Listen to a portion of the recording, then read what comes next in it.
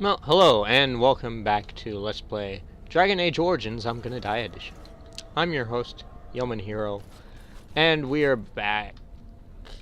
Finally. I finally got around to buying the final bit of DLC for Dragon Age Inquisition.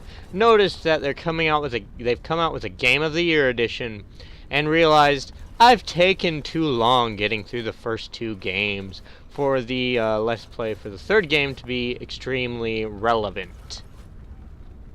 So, I've decided it is time for me to start actually,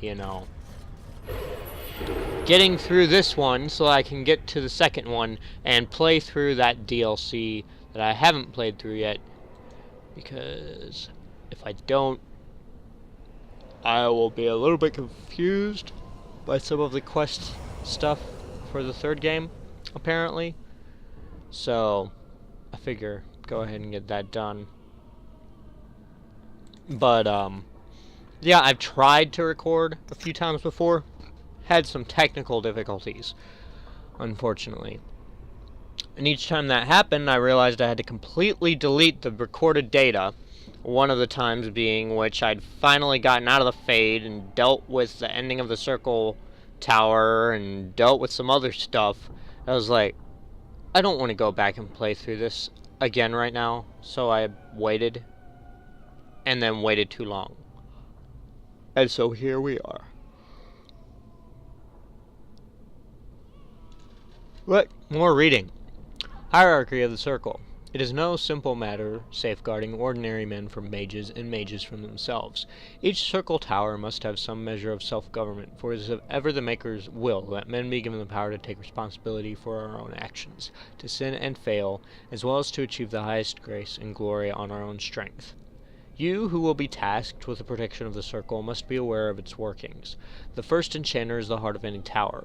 He will determine the course his circle will take. He will choose which apprentices may be tested and made full mages, and you will work most closely with him.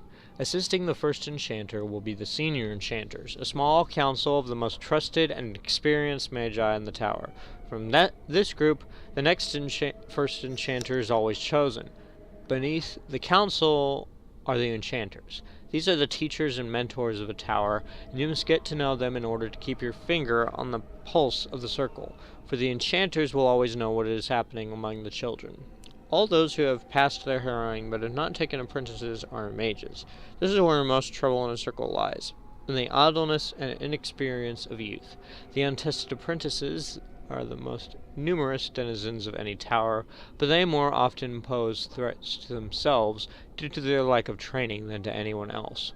Knight Commander Serain of the Chantry Templars, in a letter to his successor. And the Veil. I detest this notion that the veil is some manner of invisible curtain that separates the world of the living from the world of the spirits. Whether it be called the fate of the beyond is a matter of racial politics I refuse to indulge in at the moment. There is no this side and that side when it comes to the veil. One cannot think of it as a physical thing, or a barrier, or even a shimmering wall of holy light. Thank you very much for that image, your perfection. Think of the veil instead as opening one's eyes. Before you open them, you saw our world as you see it now, static, solid, unchanging. Now that they are open, you see our world as the spirits see it, chaotic, ever-changing, a realm where the imagined and the remembered have as much substance as that which is real. More, in fact. A spirit sees everything as defined by will and memory, and this is why they are so very lost when they cross the veil. In our world, imagination has no substance. Objects exist independently of how we remember them or what emotions we associate with them. Mages alone possess the power to change the world with their minds, and perhaps this forms the nature of a demon's attraction to them. Who can say? Regardless, the act of passing through the veil is much more about changing one's perceptions than a physical transition. The veil is an idea. It is the act of transition itself, and it is only the fact that both living beings and spirits find the transition difficult that gives the veil any credence as a physical barrier at all. From a dissertation on the Fade as a physical manifestation by Moreno, Senior Enchanter of the Minrathos Circle of Magi, 655 steel. And I will mark all as red because I don't need to read the controls. Because I'm a boss. No, I did it again. I did that whole trying... I don't know. I'm not up to date with modern lingo. I wasn't even up to date with teenage lingo back in the 90s. Or early 2000s, or whenever that was. Like, my teenage years for me. My memory is fuzzy, so I'm not sure. This racket is going to drive me mad. Do something about it. Oh, just stuff some wool in your ears. I don't hear anything. Hi there! And I was frozen in place, because these guys are a pain in the butt.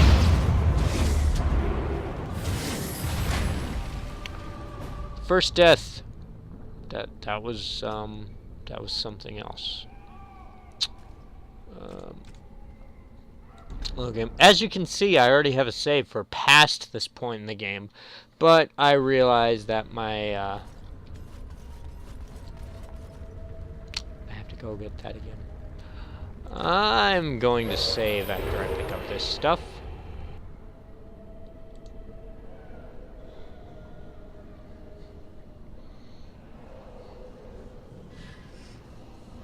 That was ridiculous, though. That was not... That was just a major fluke on my part. Not terrible at this game. I've played it a few times. Excuse me. As you can tell by how simple it seems to be for me going through this game, even though I'm on the hardest difficulty setting. That, one, I didn't intend to do that. Two, these guys are dumb. They can't see the fact that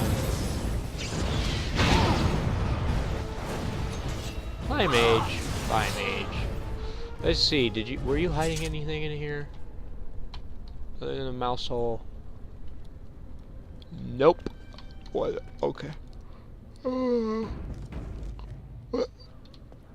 Quick save over to the last quick save I had on here. I'm actually gonna quick save again, so I don't have to walk all that distance. Here you go. Chew on this. Mage bacon. That's what I want. Mage bacon.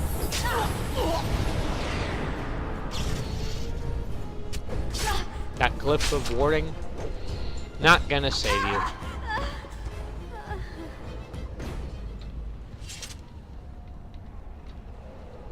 Oh, look at the bookcase.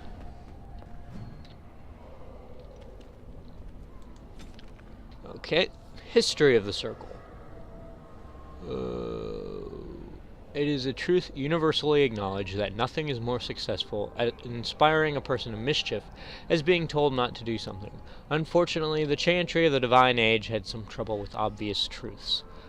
Although it did not outlaw magic, quite the contrary, as the chantry relied upon magic to kindle the eternal flame which burns in every brazier and every chantry. It relegated mages to... Sorry about bumping the microphone. I figured I'd be more used to this thing. Apparently not. Where was I? In every chantry, it relegated mages to lighting candles and lamps, perhaps occasional dusting of rafters and eaves. I will give my readers a moment to contemplate how well such a role satisfied the mages of the time. It surprised absolutely no one when the mages of Valoril, in protest, snuffed the sacred flames of the cathedral and barricaded themselves inside the choir loft. No one, that is, but Divine Ambrosia II, who was outraged in an attempt to order an exalted march upon her own cathedral.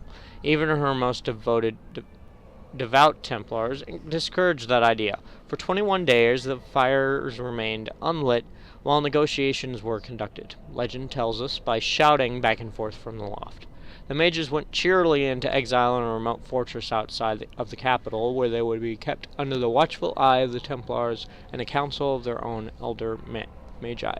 Outside of normal society and outside of the chantry, the mages would form their own closed society, the circle separated for the first time in human history. Of Fires, Circles, and Templars, A History of Magic in the Chantry by Sister Petrine, Chantry Scholar. And I'm going to close this. Mark all as red. And quick save that, so that I will always know that I've already read that crap and don't have to read it again. Anybody, especially each other. The solution is so simple. We kill everyone.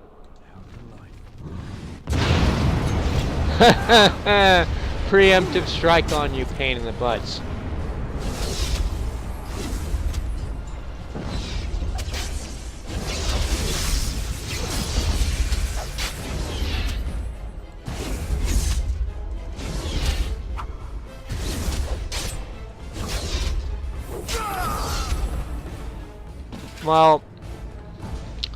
Well, that went better in my head, and I figured that it would be a little bit easier than that, especially since I got that strike off on them. But no, it wasn't. I still find it cool though. Especially each other. The solution is so simple. We kill everyone. How delightful.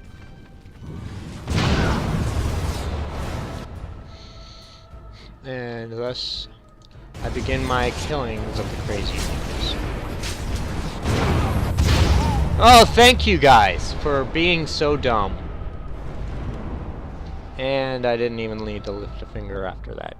The only problem is that I'm currently paralyzed, and that effect is not going to wear off just immediately after the battle. But I can live with that. I can live with that. And the beauty of friendly fire in this game. What did I just do? I messed it up, didn't I?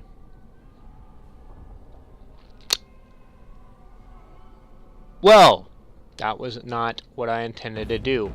What is it? That's what I did.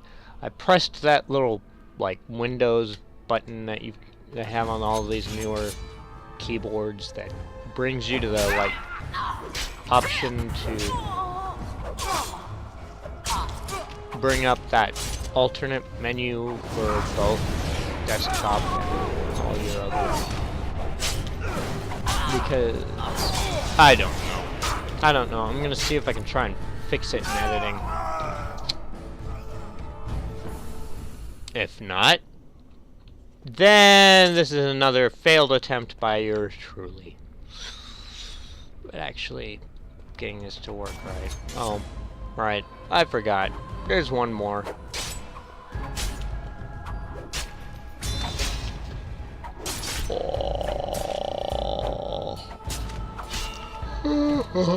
Oh. Ooh, fire. Culture's barbecue! I don't know why I just did that.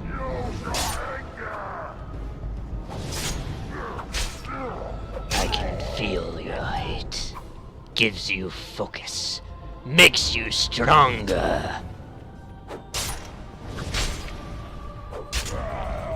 Yeah, and the dark side of the Force apparently has cookies. I don't care.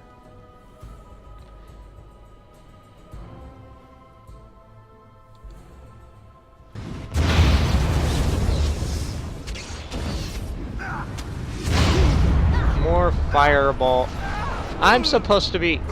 Wait a minute. I forgot. I just really messed things up. The only good thing about what's going on is that they're slowly killing each other off.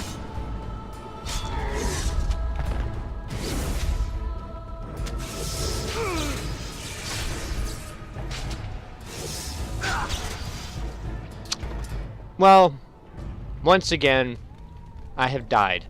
This is like... This is more or less what I expected when I chose to play this on Nightmare mode, but it's not what I expected when I started playing just right now.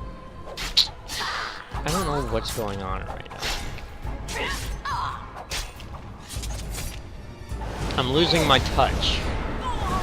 Possibly because I haven't been playing in a while. Yeah, try and stealth your way around me now that I've lit you on... blown... No. That is not what I meant to say. Basically, fire. That's about it.